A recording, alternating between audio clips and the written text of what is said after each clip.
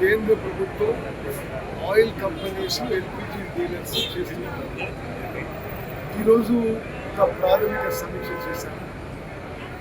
Domestic సప్లైకి problem రాలేదు, కానీ కొన్ని చోట్ల కమర్షియల్ సప్లైకి కొంత షార్టేజ్ వచ్చిందని మాకు వచ్చిన వార్త.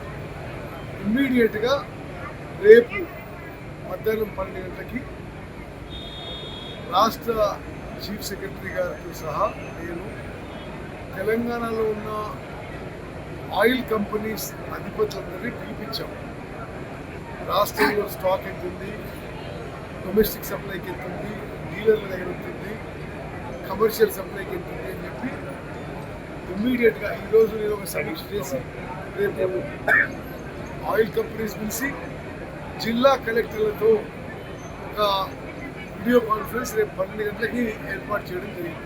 వచ్చిన ఇన్ఫర్మేషన్ అయితే తప్పనిసరిగా కేంద్ర ప్రభుత్వానికి ఆయిల్ కంపెనీస్ కూడా మేము రిప్రజెంట్ చేసి మరి సామాన్య జనజీవనానికి డిస్టర్బెన్స్ లేకుండా ఈ ఎల్పిజి గ్యాస్ పంపిణీ కోసం మా ప్రభుత్వం ప్రయత్నం చేస్తుంది. ఎవరు ప్యానిక్ గురి కావాలని అవసరం లేదు. తప్పనిసరిగా ప్రభుత్వం అంశాన్ని పరిశీలిస్తున్నాం. ఏ విధంగా ముందుకు చేయాలో, ఏ విధంగా సప్లైస్ నార్మల్సీ మెయింటైన్ చేయాలో చేస్తున్నారు చెప్పి మనం అట్లే బుకింగ్ నెంబర్స్ అవన్నీ క్లోజ్ చేశారు సార్. కలవకుండా సామాన్య ప్రజలు కలవకుండా ఏం పరిగణలో తీసుకుంటా రేపు తప్పనిసరిగా ఇమ్మీడియట్గా వార్ ఫుటింగ్లా నేను చీఫ్ సెక్రటరీ గారు అన్ని జిల్లా కలెక్టర్లతో ఆయిల్ కంపెనీస్ 12 గంటలకు సమావేశం పెట్టాం.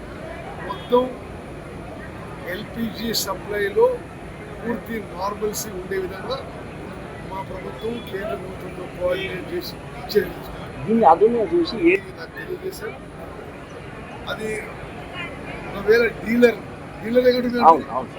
డీలర్లు సామాన్య ప్రజానీకం దగ్గర ఎక్కువ ధర తీసుకుంటే మాత్రం అంటే ఒకవేళ కేంద్ర ప్రభుత్వం ధర పెంచితే అది దానికి నేనేమి కమెంట్ చేయలేము, అంటే అది పరిశీలిస్తున్నాం. కానీ బ్లాక్ మార్కెటింగ్ అనే విధంగా ఎల్పిజి డీలర్లు ఎవరన్నా దానికి మరి పాల్పడితే మాత్రం కఠిన చర్యలు తప్ప ఆ ఎల్పిజి డీలర్షిప్ క్యాన్సిల్ చేస్తారు.